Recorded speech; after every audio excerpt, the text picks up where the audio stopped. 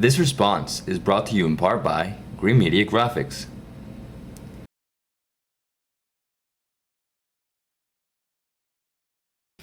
Hello everyone and welcome to another episode of Ask David. This is the third video I'm making for Marcy Gordon, which is going to Portugal. If you haven't seen the last two episodes, I'll just give you a quick recap. She's going to Porto for 9 days. She's going to go to a wine conference. She's going to see Porto and she's going to see the surrounding areas. She's going to a few different vineyards. Then she's going for 7 days to Lisbon and she wanted to know about day trips. And I forgot to mention to her about Evora. The only reason I forgot to mention it was because I went there for 2 full days. I stayed there and I saw Evora and I saw surrounding towns, because there's a lot of beautiful towns and a lot of castles in this area. This is why I stayed here for a little bit longer. I didn't want to go as a day trip. I wanted to actually dedicate some more time to it. But Evora is a beautiful place. This is the region is called Alentejo, and Evora is one of the oldest Roman settlements on the Iberian Peninsula. And the Moors were also here, and you will see a bunch of different things here. Now let's just jump into the city right here. Okay, so the city here, let me back out again. This is the wall, the medieval wall, which is still contains the entire city within it. There isn't, they didn't break any of the wall, so the wall is still intact, as you can see right here. And the entire, the city is entirely in it, no? Right here you have the Cathedral of Evora, which is beautiful. Right next to you have the Roman Temple of Diana, which is another must. Right here, you can see it. This, well, it's right here. Okay, so right here, it goes in and out is the aqueduct, the Roman aqueduct that is called the Aqueduct of Silverwater. I think that's the name of it. And it's huge and it's still intact and it's very long. It extends all the way out to the outskirts of the city. Okay. And then the main thing that you have to see here in Evora is the Chapel of Bones. The Chapel of Bones is, it's the only Chapel of Bones I know that exists as of right now. It's right here, Capela dos Ossos. And I just looked it up here on Wikipedia so you could see it. And right when you walk in, this is the message that says, "We bones lying here bare are awaiting yours." So in the 16th century, the Franciscan monk used the bones of the city and made this chapel. It's very creepy, but it's it's a must-see. So you have to see this. Okay, this town is very, very southern Portugal. It's white with goldish colors, and as you can see right here, in the Roman aqueduct, which is on this side of the city, you'll see that the buildings go into the aqueduct, which is very cool. Okay, there's 2 restaurants that I would recommend here. One of them is called Fialo. When no one knew about Evora, they knew about Fialo. So Fialo is a restaurant, a typical restaurant that's been there for over 50 years, and you have to go there if you get a chance to go there. And then there's another restaurant called BL, which is right over here by the Temple of Diana. It's right here on this, it's actually right here.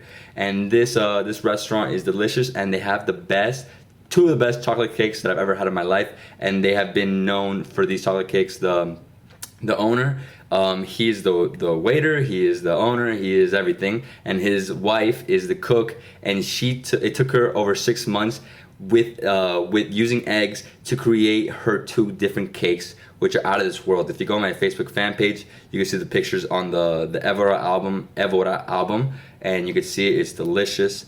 And also the square, the Giraldo, so it's Praça dos Giraldo. This is the main square right here.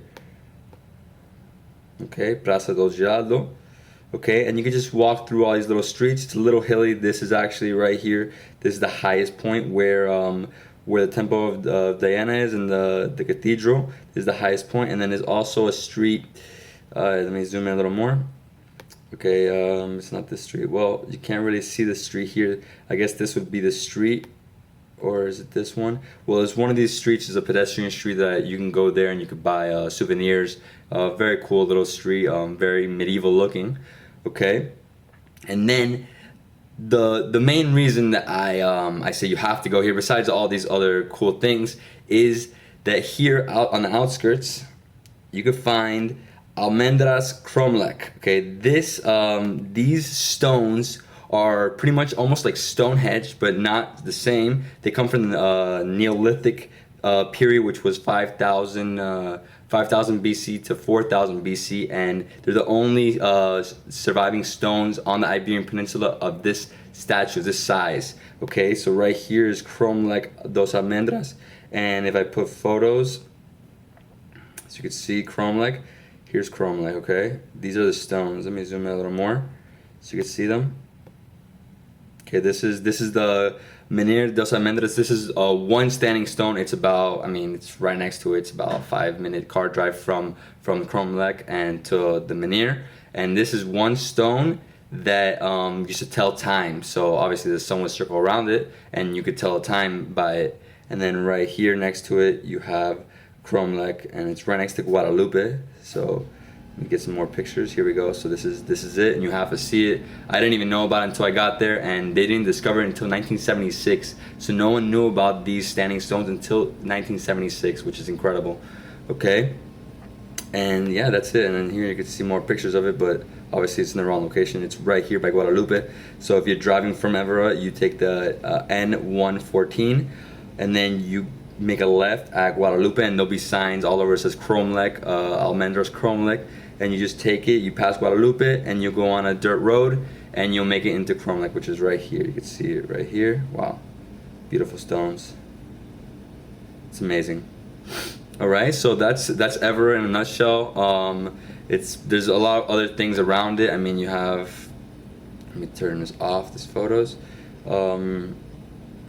If you could, this is about let's say 30 minutes from Evora, which is Villa Viçosa, which has the Duke's Palace of Braganza. So this is where some of the kings and some of the dukes used to live.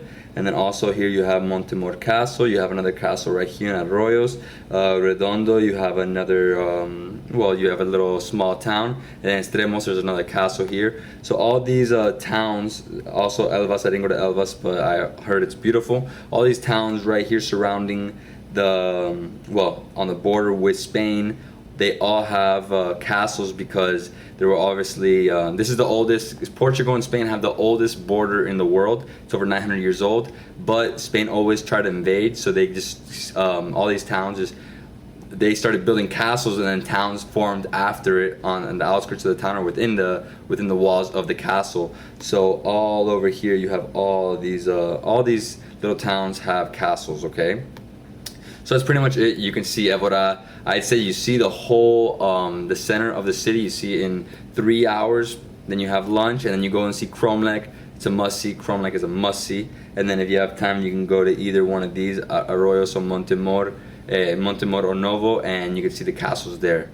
Alright, so Marcy Gordon, I hope you enjoyed this third video, and everybody else, keep asking me questions. I'm going to keep answering. I'm headed out to Kingdom of Jordan in 10 days and learn languages. With Rosetta Stone, I'm learning Portuguese, and I'm perfecting my Italian. So if you get a chance, get Rosetta Stone, try to learn a little bit about the culture and the language, try to learn the language before you go to any of these countries. It's always great to have at least the basics, so when you go to Portugal, you know, bom dia, I don't know yet, you know, it's crazy because I was there, and, you know, I tried to pick up things, you know, I was mixing my Italian with my Spanish, and, you know, that's how it was for me. But now I'm going to learn with Rosetta Stone, so next time I go to Portugal, I go to Brazil, I know the language, and also the African countries that speak Portuguese, I know the language. Alright, so take care, bye.